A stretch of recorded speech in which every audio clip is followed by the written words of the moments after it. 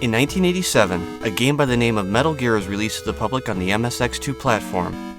Originally having been developed under a senior associate with Konami, the game was passed over to an employee who had only been with the company for a year, Hideo Kojima. Struggling with the MSX2's hardware limitations, Hideo was forced to reduce the number of enemies and bullets on screen. Taking the direction of the game from action-based, he gathered inspiration from the movie The Great Escape and reverted the focus of the game to being stealth-based. Although it was criticized for a poor control scheme and player vulnerability, reviewers noted that the game showed great promise. Little did they know that the promise would expand across 3 decades. Introducing Metal Gear Solid 5, The Phantom Pain, Hideo's final send-off to the Metal Gear world. A game of intricately designed systems that blend together so well, I found it harder to put the controller down after each session. Unlocking more weapons, more items, more buddies, and improving upon my home base, every exercise in the enhancement of myself became more rewarding as time went on. Even after I unlocked the game's true ending, I found myself slithering through the world searching for everything I had missed. Where other games may have possessed these features, Metal Gear Solid 5 The Phantom Pain looks to perfect them, and it comes very close. Stealth is a mechanic of the series that longtime fans have come to love and appreciate, and Phantom Pain doesn't disappoint. Players will find themselves sneaking around landing tranquilizer shots, interrogating enemies, and performing kung fu takedowns with a couple of hours of booting up the game. And being a Metal Gear game, I can't imagine playing without the ability to ship myself around in a cardboard box. Not only does Phantom Pain bring back the go-to weapon, but it's revitalized through upgrades that include different camos, state-of-the-art stickers, and bodacious moves. But as veterans already know, you better have a plan B when the box betrays you. When moments break into chaotic firefights, the transitions from Sam Fisher to Rambo mode feel completely natural. Missing your opening at a critical takedown doesn't spell the end for Big Boss, as you have a rather large array of weapons and gadgets to use on enemies.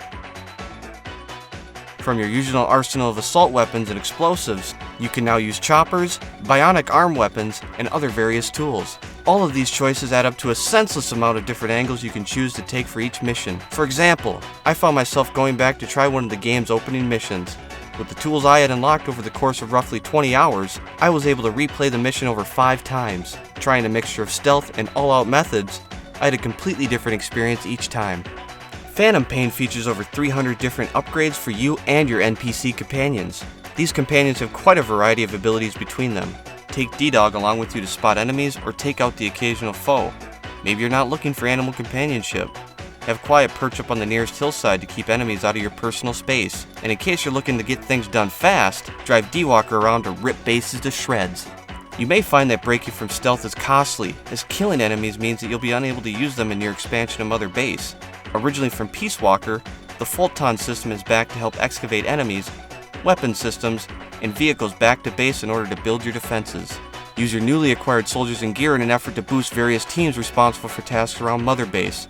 Your biggest benefit being the ability to research new tools, items, buddy equipment, and weapons. Don't forget to make room for everything through expansion. Building more platforms for each group on Mother Base means bigger and better upgrades, but it also helps against invading players via one of the online components Phantom Pain contains.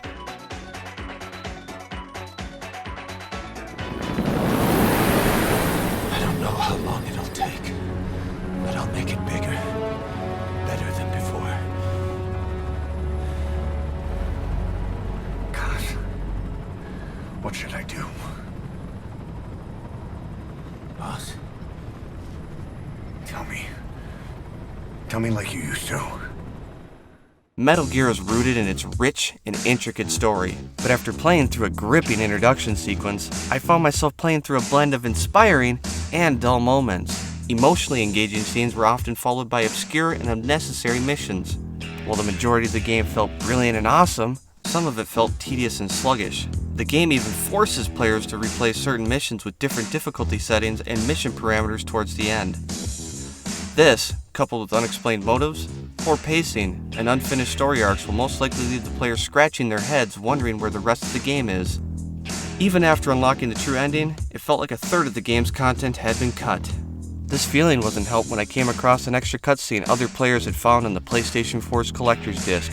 Having been slashed from the actual game, it seems this scene, packaged with the intended mission, would have helped finish some of the story's arc. But I wouldn't recommend seeking this material out until after you finish the game, and even then, it might just leave you with more questions than answers. But to make a point clear, as beautiful as the visuals of the game are, the good parts of the story are just as, if not more, incredible, some leaving me in a state of wonder. Metal Gear Solid 5: The Phantom Pain is by far my favorite game in the series, with so much to do, but not so much that it feels like cookie-cutter content. I'll definitely be finding myself playing this game for quite some time, and even more so once the promised Metal Gear Online launches later next month. With that in mind, I can forgive some of the poor story execution, as the rest of the game really makes up for it. I give Phantom Pain a solid 10 out of 10.